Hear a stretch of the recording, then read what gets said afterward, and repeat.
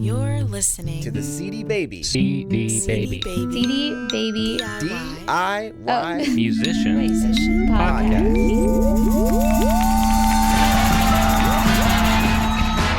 Hey there, this is the 130th episode of the CD Baby DIY Musician Podcast. My name is Kevin Bruner, your host for the show, and today you're going to hear from Benji Rogers of Pledge Music.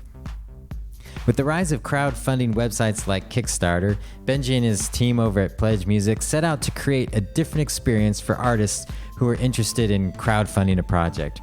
Their approach encourages artists to bring their fans on the creation journey.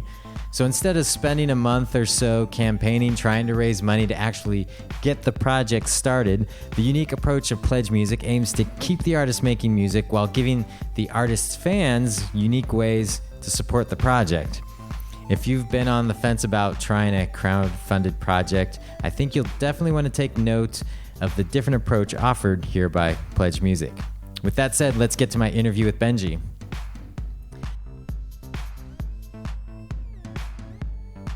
Joining me on the line is Benji Rogers from Pledge Music. Hey Benji, how you doing? I'm doing very well. How are you? I'm doing well. It's been a while since you and I have talked. I don't know if you remember, but we had a drink at South by Southwest like 3 years ago, and I don't think It was a while back. Yeah, I don't think we've crossed paths since then. Yeah. If I recall, it was at the bar at the Driscoll Hotel. You are correct, piano, sir. You are correct. With the piano to my back. Yes. I like to keep a piano at my back at all times. Yeah. So, well, it's great to have you on the podcast and hear about what you guys are doing at Pledge Music, and just so first off, let's dive into a little bit of the history of Pledge Music. I know that when you guys came out, you were sort of lumped in with a lot of the sort of crowdfunding sites, yeah. but I know that your guys' goal is to be something more than that. So why don't you give us a little bit of the history of Pledge Music and maybe some of your background as well? For sure. I mean, basically, the reason so first of all, I'm an artist, and I've released 5 albums, toured for maybe 9-10 years, and I basically, the reason that Pledge was created, after having the idea on an air mattress in my mom's spare room, was because I looked on the internet for something like Pledge, and the only things that were out there that were even in the realm of what I wanted to do were crowdfunding companies. And I didn't really want to do crowdfunding. I wanted it to be more about the engaging of fans in the making of albums. And it's funny, we had the 6-year anniversary of registering www.pledgemusic.com this week. And what was so interesting about that was I went back and looked over a lot of the founding documents of the company. And what was consistent through all of them was that it wasn't so much about asking fans for money, soliciting donations. It really wasn't about that. What it was about saying, if we can unlock the process of the making of things for fans, and if we can bring them along on the journey as an album is being made, as a tour is being planned, as an EP is being recorded, if we can bring them along on that journey, then they will forever be bonded to the music that's created, and they will also continue that journey outside of Pledge into buying albums at shows, into coming to shows, into, and it was just about, I guess the basic principle was that there's 1,000 ways to buy. Mm-hmm. Fans are now getting assaulted with 1,000 ways to donate because of all the crowdfunding campaigns. But what they're not being given is really compelling reasons to participate in that artist's life. And so what I wanted Pledge to become, and what it's, what the amazing team we've got here built, is a destination for music fans where they can pledge to be a part of the making of albums, and the artist can share the making of the album with that fan. And it turns out that that's what super music fans really, really want. They want new music. They want access to things while they're happening. And I guess if I had to pull it back, an artist is much more interesting when they're making an album than when they're either funding an album or selling an album. Mm-hmm. So if we can, give fans more reasons to buy, they'll show up time after time. I should also add, by the way, that I've been a customer of you guys for a long, long time. So We appreciate that. We appreciate No that. problem at all. So with Pledge Music, when do you guys start engaging with artists? You know, I know with trying to draw some lines of distinction because you guys have sort of been lumped in the fan funding type world, but well, I give you specific on just that example. If I were to say what is crowd or fan funding, and by the way, it's not that I'm not a fan of crowdfunding at all. It's or fan funding. It's just it's not what we do, and to me, it's not a very good music artist tool. It's not a good musician's tool. Crowdfunding in its simplicity says, give us X amount of money publicly, and once we get that X amount of money publicly, we will go and do something. It's a do this, then that happens. And if we don't get there, nothing happens. And what I found is it placed a false monetary value on the musician. So instead of it being an artist making an album, it was an artist raising $20,000. Or it was an artist failing to raise $20,000. Or it was an artist raising $1 million. And that was all that was talked about. It was money, money, money. And I felt that what that did was it kind of got away from the point of, releasing albums in a cool way, which is that it's about the music. It's about what the band's doing. So really, I think if you had to say what the difference is that crowdfunding is please give me money, then I will go do. Direct to consumer is here's something I've made, now buy it. And we sit in the middle with be a part of the making of the album. You can choose to pre-order or you can choose to do a targeted campaign, but that's not the focus. The focus really is the participation in the project as it moves along. And one of the things that I think is really interesting was artists kept saying, these crowdfunding campaigns would end after 30 days. What happens on day 31? What happens on day 40? On day 90? So some of our campaigns might take 8 months, might take a year in order to kind of do what they were going to do. And I really believe that that's because that's how long it takes. So why cut it off after 30 days? Doesn't make any sense unless you are solely doing it to fund stuff. And that's really, really the key difference is that if you want to fund things and ask for donations, that's one way of going about it. But your time is limited, your reach is limited simply because albums take longer than that. And how many emails can you send in 30 days? How many times can you hammer people up for another $5,000 here, another $3,000 there? And I wanted it to be less about funding and more about, what a band's doing in the studio and all the chaos and craziness that ensues from there. So when you guys work with an artist, you're more hands-on than just, say, someone putting something up on Kickstarter and just kind of letting it sit there. Am I correct in that statement? Yeah. It's funny today that there's an artist who I met actually 2 years ago at Meedem, and he emailed me today, and he's like, "Hey, what do you think of this? I think I'm doing everything right on the page, but it doesn't seem to be, doing what I think it can." And so right now I'm kind of analyzing it to look at it, and that, I don't analyze all of the projects obviously, but the teams actually help craft and build these campaigns. One of the big reasons that we do that is because the knowledge in one of our team members' heads, whether it's Jack in London or Cecilia in London or whether it's Ariana in Boston or Nicole in New York here, is these guys and girls know how these things work really well. And so rather than making artists read through 500 blogs and, kind of just fumble through it, why not get the expertise of people who do this all day long? And, since we're not really designed to be the size of a big crowdfunding company, we're designed more to be kind of like an artist tool and a marketing platform in a lot of ways. We're able to bring huge amounts of our best practices and just make it easier. Because it's quite daunting, if you've never done it before. It's, and I know because I've done it myself. I when we launched the platform, I was the first project, and it was pretty scary, But now, after you've done 1,000 or so, you kind of you start to see the trends. And I tell you, the other thing I'll say is when it goes well, and when you work with an artist very closely, and as the teams do here, like when a campaign hits, when we're doing really well, we have high fives. Like if the campaign's taken us a lot of work, it's super exciting. And right now, whether it's a brand new artist coming in, or a manager for ours coming in to meet with us, making a first EP, or whether it's, Lindsey Sterling, who's #1 on iTunes right now. All artists have a similar thing, and that is that they are really interesting and exciting and cool to engage with when they're being artists. When they're being salesmen and women, it's a lot less interesting to the superfan, that is. So, I think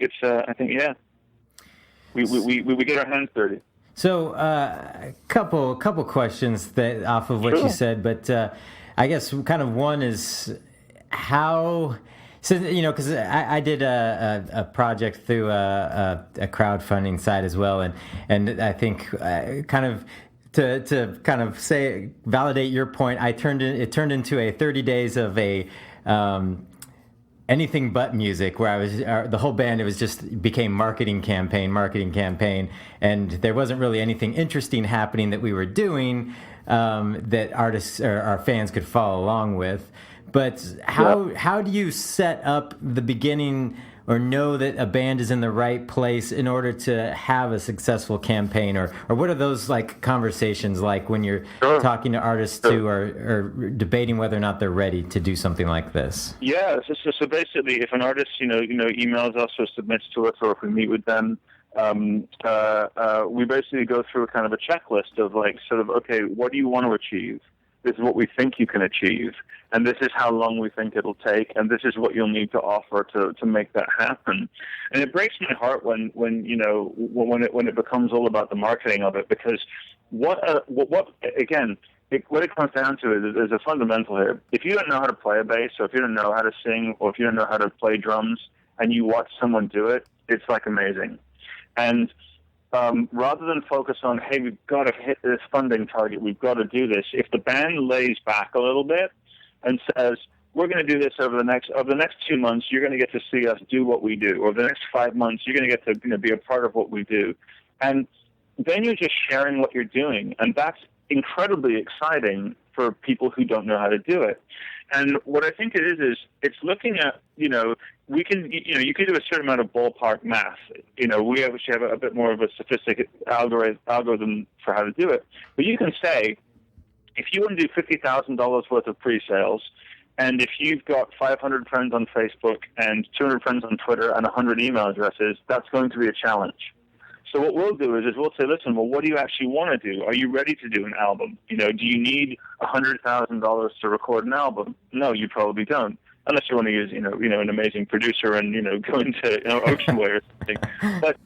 But rarely what I find happens is artists get too hung up on the numbers. And what it really is about is, the front row of your shows when you play, or the people that buy everything, the ones that email you asking you about the inspiration for the songs. These are the men and women who are going to come along for the journey if you offer them one. If you don't offer them a journey, if all you offer them is a way to buy in, or all you offer them is a way to kind of donate, that's all you're doing. And it actually cuts off that type of engagement that is possible. So we look at the artist, and we either meet with them, or one of our team, chats them over email or through the system itself. And what we do is we kind of construct the best practices. Artists will often write and build these incredible campaigns, and then we'll go in and we'll say, listen, your price point's too high here, or more often your price point's too low here, because it's going to cost you, more than you're charging to ship this thing to Japan, that kind of thing. Mm-hmm. I've seen projects go up on other platforms that are like, $10 and I'll send you a signed CD and bake you cookies. And it's like, but what happens if someone orders that in Indonesia? It's going to cost you $30 just to get it there. You've lost money. Therefore, whatever target you were going for is irrelevant. Or that they'll order, or worse, they'll order like a signed ukulele to the Philippines. Then all of a sudden you got to buy a ukulele, you got to ship it out there, and you got to insure it, and you got to make sure it arrives on and on. So we try to take a lot of that heavy lifting out, just because we know what to look for when these projects come in. And we have basically like around an 80% success rate if it's just an artist that we've never met coming in on the platform, and a 90% success rate if we work that with our artist directly. So when you're working with artists, is it something where you can only work with a limited number at any time, or how does that submission process work with you guys? Yes, so basically at the moment, we can handle a huge number of artists, and we basically set the teams up around the world to be able to handle them on that time zone and give them as much attention as we possibly can. The other thing you find is that if you've got 600 campaigns on the site live at any one moment, not everyone's doing everything at the same time. So occasionally you get some crazy moments where it's like, wow, why is everything coming today on a Wednesday? But ultimately the system can be used completely on its own. Like, it doesn't need a team member to do it. You just get more out of it if you do use the team.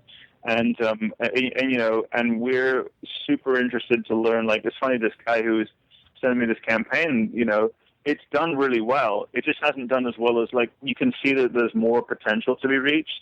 And so we sat down just now and had a meeting, like, okay, let's have a look at this. How many people are landing on the page? How many are doing it? Like, what can we give him back to get that feedback? And it's not one of our biggest campaigns. It's just a very cool one. And we're, like, trying to, and it's not, most artists won't need to think about this. Most artists, what they'll think about is, what can I achieve in the coolest possible way? And I want to go make an album, and I want it to be the best album. And also, another thing that we'll do is we'll often, a lot of people have done crowdfunding campaigns. And one of the things that really I took to heart was when an artist said to us, he said, when I did a crowdfunding campaign, I thanked my fans. When I did a pledge campaign, the fans thanked us.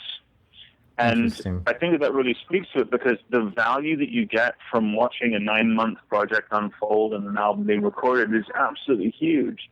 And I think that it's testament to the artists themselves that they can be really creative with our platform. So it's not just about the 30 days or the 60 days of the targeted campaign. It's more about the 3-4 months of the updates as they roll out. So what kind of campaigns are artists using you guys for? I know that because your platform is different, it allows for more flexibility for different things, as opposed to typically what you see on like a Kickstarter. It's like very album-based, usually, occasionally a tour, but usually album-based type of projects. Give us this amount of money and we'll go make a record. What are artists, how are they using your platform? Yeah, it's funny. Some have used it to make films. Some have used it to make, like apps. We don't do anything that isn't music-based. We're solely music-focused. What that means is we've obviously got a whole database of music fans who are just with us to, find and discover and be a part of great music. So that's been very, very cool. One of the things that we found is that we've had to adapt the platform for what artists want. So an artist was like, I need to do a 7-day campaign to offer some tickets to a show because people keep scalping my tickets. So we, had it up in 7 days, and it ran for 7 days, and people bought tickets and went to the show, and it was awesome. We had to build in things like guest list functionality so that you could print directly from the system. We had to build fulfillment in. So we basically built a music industry tool that was like, artists started emailing us saying, hey, is this eligible for SoundScan? So we had to make it SoundScan eligible. We had to go through all these processes because we knew what artists wanted, and I'm one of them, Mm-hmm. I'm the artist. And I also, my mom, my father, and my stepfather were managers, so, there was no other way. Yeah. Well, I saw that Amanda Palmer, who became very well known for her Kickstarter campaign that raised like $1.2 million, is working with you guys now. What kind of project is she working on? How did that discussion go? And what was her reasoning for, after having such monumental success on Kickstarter, looking for something different? Yeah, I wouldn't claim to speak for her 100%, but I know that. So after the Kickstarter campaign that she ran went down, she and I met in Austin at South by on a panel together, and we had a chat afterwards. And basically, I was telling her about what we did, and her business manager came down and met with me and the team. And I think it was more about just doing a very cool project that she wanted to do. She didn't want it to be a big splash like she had the last time. And she just wanted to do something a little bit different, and she wanted to test us out, I believe, and see what we were doing and see how it worked. And it was a big success, and it was a very cool thing. And I have an Amanda Palmer poster in our office. So, she's also one of the smartest people I've met, and and likewise, I know the team from Kickstarter and Indiegogo, and they're really smart, brilliant people. I think it's just about there are certain tools that you need for making music and getting music to people, and keeping them updated as the campaigns go by. And there are certain tools that you'll need to just say, I need $5,000, give it to me. I think artists have to ask themselves: do they want to solicit and ask for donations, or do they want to engage fans in an ongoing process? And it's really two different things. And I think that what Amanda did was she got the best out of what Kickstarter did. The thing that I would have said, or that I would have done differently, would have been that no one would have known how much money was raised. It would have really been about, the album itself. And I know that that's something that, that's where we differ from crowdfunding, is really that, it's not about the money. And if it is about the money, then something's not right. And we spend a lot of time correcting, journalists and whatnot. And, I've been the artist making the EP, and, you do need money. Let's not get around that. But the way in which you offer your fans an experience raises more money than if you just ask them for money. We estimate that you get around 30% more income if you don't just flat out say, I need money, and show the financial amount and stuff. And then close the campaign down early. That's the other thing. Yeah. Well, I noticed that's one big distinction between your site and other sites, is that projects don't have a giant, this is what we're shooting for, a number sitting there, and then here's how much we've raised number, which is interesting because now that we've had so many artists reach, giant benchmarks with certain revenues generated by crowdfunding, to me it's almost like you go to those sites and you start looking at those as indicators of whether or not the artist is worth supporting or not, or as opposed to looking at the artists themselves. I feel it's interesting. You're absolutely right. And when I was the artist myself, and when we did the first few campaigns, that was exactly why we changed that system, was because an artist walked into our office and she said, I don't want to do that. I don't want this to be about money. Well, why is that important? Well, what does money have to do with anything? And also, I was on the phone with a vinyl manufacturing company, actually, and the lady on the phone was telling me, she said, I was on a crowdfunding site and I was browsing by number. There's a 5,000, there's a 3,000, there's a 10,000, on. And she was like, and I realized I'm talking about bands. I'm talking about music, and it was sort of, and it's not that that's bad. It's not that it's wrong. It's just not it's not musical. If you look on those sites, there's no music player. It's not about finding and discovering music. It's not about engagement. It's about fundraising, and it's not a bad thing. It's just different. Yeah. And the way I've always viewed it is that if you want to ask fans for money, put a PayPal button on your website and ask for donations. Just go for it. But when you do that, notice that you're crossing the line. You're coming from a place of need. You're coming from a place of this, and some artists will use us as close to crowdfunding as they can. I think it's a mistake because I think it's getting a fraction of what's possible. But I think that when we're really in our element is when, the artist is in the studio and they're holding up their iPhone using our app to do updates and saying, hey, we're in the studio doing X, Y, and Z, check it out. And then, we've also built some special syndication technology which allows fans to auto-share those updates with their friends. So, we see about 17% of our inbound traffic coming from updates from pledgers, from artists. Mm-hmm. So if you cut the ability to buy in after 30 days or after 60 days, what are you leaving on the table? Literally fans can't get involved. So if your campaign ended, 5 months ago, and you still haven't put your record out, why aren't you taking orders for it? Yeah. Or why would you just stop? It doesn't make any sense. Or worse, why would you start on another platform to take pre-orders for a record that you already sort of pre-ordered while you were fundraising? So I think it's just a different way of doing things, and I view this as a whole system. You invite your fans into the making of it. They pre-order, buy the album before it's made, and then as you're making it, you give them the rewards, if you will, which is that the reward is they get to watch it, Yeah. and then when it's done, you get your stuff sent to you. Yeah. Win-win. Go. Are there any campaigns that you've seen lately that have been really intriguing to you, or that you think are definitely something other artists should take note of? Absolutely. One of the ones that I'm most excited about right now is Lindsay Sterling.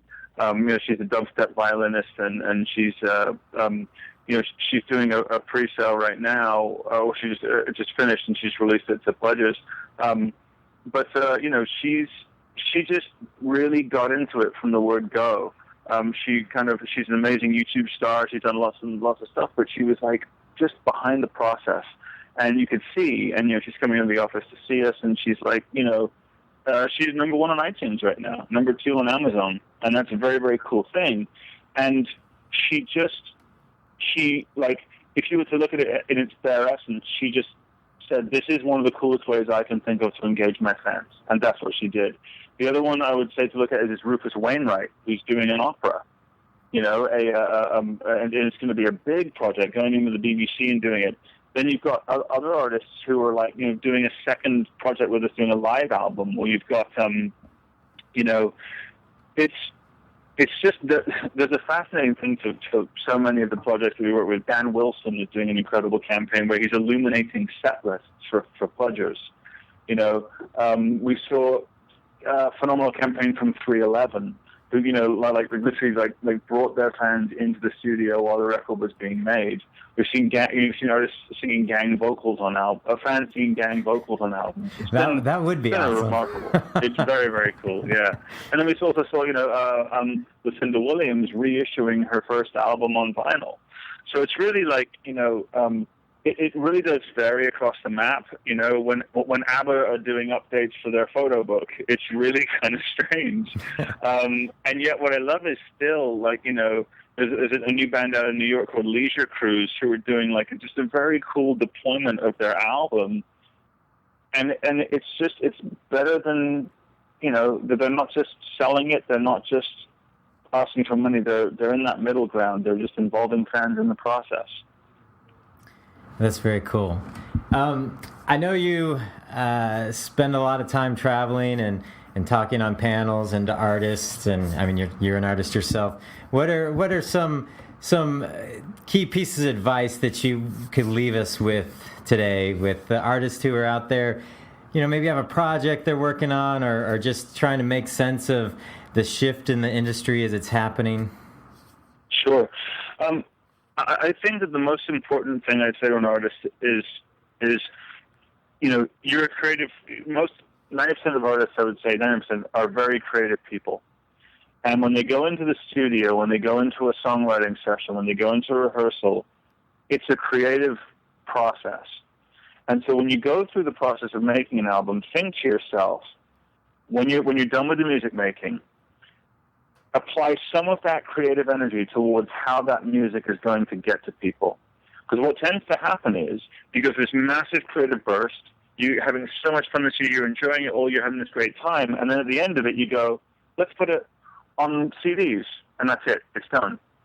And what will happen is, they haven't thought about how the album is going to be received. And what was amazing was, this pledger that I spoke to, he said, I had the most incredible experience of buying a CD. And he basically said, I watched the album being made. I heard songs from the studio, demos, videos, photos, all this kind of stuff. And when the CD landed in my hand, my name was in the album credits. He's like, how do you get better than that? How does it go back? How do you go to just regularly buying a CD? And I think that ultimately what it is where artists just need to remember that what they do is fascinating to people who don't know how to do it. And if they don't share that process, then all they're going to be doing is showing up, holding a CD, saying, buy it. And if that were working, I don't think we would have a business. And I don't think a lot of, you know what I mean? I really don't. Because ultimately what it is pledgers buy 83% physical products. Wow. So every single project that we do pretty much has a CD or vinyl component or both. And so to not think about that, to just do digital releases only, is really selling short what's possible. And what I believe is that they'll sell more of their records if they just stop and think to themselves, what's a better way I can think of to get this music to people that goes beyond just, here it is on a CD, here it is on vinyl, buy it now. Yeah, I agree. Especially here at CD Baby, we see a lot of artists marketing their music, and a lot of them just sounding like salesmen, as opposed to artists who engage in a creative process that, you know, most people in the world have no idea how it happens and are totally captivated by it, but yet we cut them out of that process and just turn into salesmen when the product's done. So yeah, and here's the other thing: a bunch of artists are really not good salesmen. Like I remember the first Yes, time. So, indeed. I'll tell you the story, right?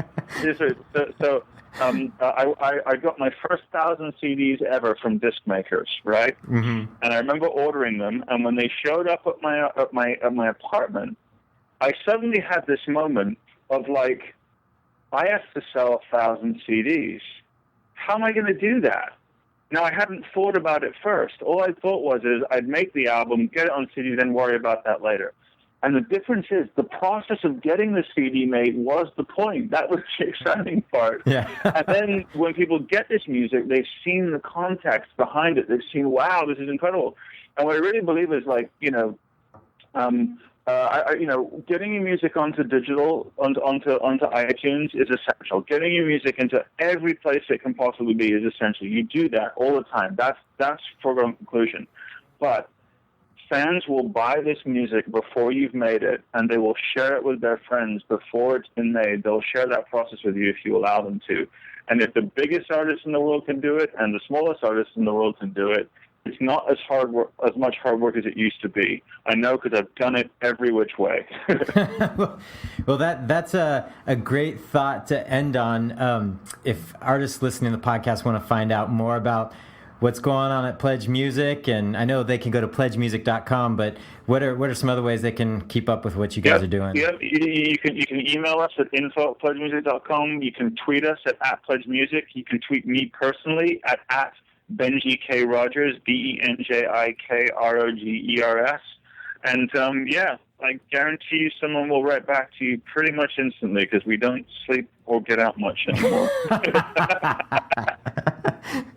Well, great. Well, thanks so much for being on the podcast. And I know that we've started working with Pledge Music on the disc maker side, and hopefully we'll be doing some more on the CD Baby side as well. So we sure will. Yeah. So one last thing I'd like to say too is CD Baby was one of the inspirations behind Pledge. It really, I've been, as I said, I've been a customer for a long time, and when I watched how well CD Baby operated, and then with disc makers as well, it was just game changing. So I wouldn't be here without that. So yeah. Oh, we appreciate that, and I didn't make you say that in order to be on the podcast. You did not at all. No, that was unprompted. Well, thanks so much, Benji, and thank you, Kevin. We'll have to catch up again sometime soon. Love to. All right, thanks. Take care. Bye.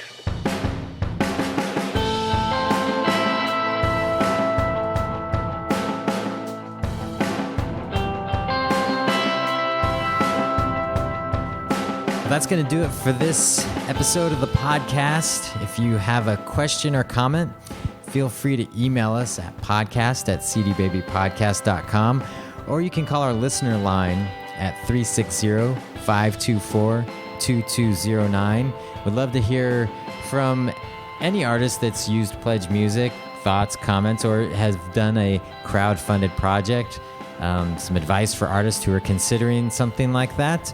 We always love hearing feedback from artists, especially if you have a tip that you want to share with the artist community as a whole. You can also follow us on Twitter. I'm at K Bruner, the letter K, BREUNER, at K Bruner. And you can follow CD Baby on Twitter as well, at CD Baby. So I'm always willing to chat with you there. And we'll catch you next time. Take it easy.